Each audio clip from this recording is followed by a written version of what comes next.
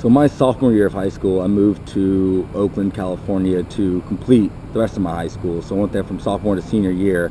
And my high school wasn't exactly located in the nicest part of town. It was actually pretty ghetto, I guess you could say. But as part of our requirements to graduate, we had to do 100 hours of community service. So I was thinking about what I wanted to do for those 100 hours, and I decided that I would tutor disadvantaged kids just right down the street from our high school. And this program was called Helping Hands. In Helping Hands, we volunteered for 2 hours at a time, and the first hour was all about tutoring, and the second hour was all about kind of like a recess time. You just kind of play with the kids and stuff.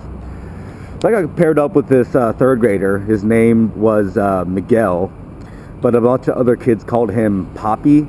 So he wanted me to call him Poppy as I got to know him a little bit better. But I speak a little bit of Spanish, not much, but enough to know that Poppy means dad. And I didn't really feel comfortable calling a third grader as a 16-year-old sophomore dad or daddy.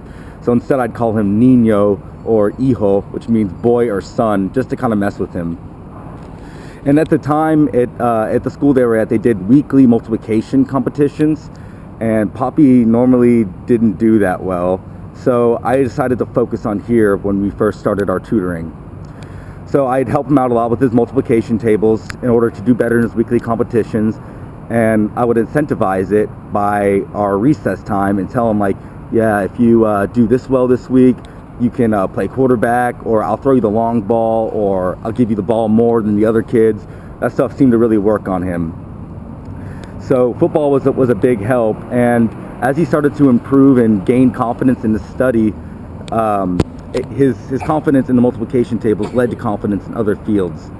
So his other fields started to improve, and his teacher attributed his improvement and rise in confidence to me, and asked me, instead of coming one time a week, to come twice a week now. So throughout this whole semester, I developed a pretty strong relationship with Niño throughout the whole semester. And I was told by the teacher that I was responsible for Miguel's success and an average improvement of 1 to 2 letter grades in all of his subjects. I was pretty happy about that, and I felt great that I was helping Hijo out with his studies and whatnot in a particularly rough part of town. He doesn't really have any role models to look up to.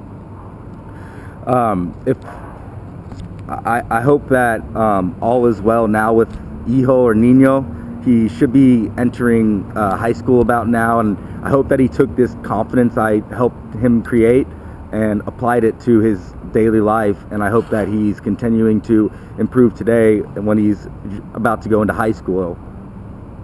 I hope that he was able to maintain this level of confidence to excel in school. And perhaps one day I will find out if I can somehow get back in contact with Niño, or I'm sure he goes by a different name now.